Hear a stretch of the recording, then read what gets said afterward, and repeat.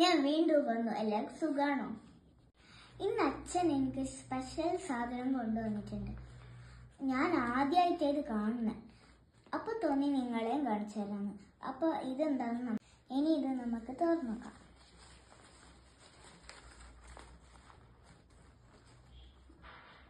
ഇതെന്താണെന്ന് നിങ്ങൾക്കറിയോ?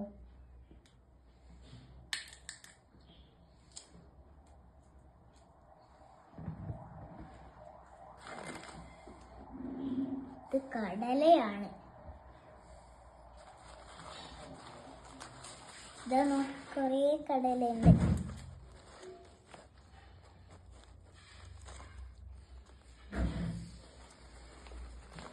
ഇതുണ്ടോ, ഇതിന് തോലൊക്കെ ഉണ്ട്.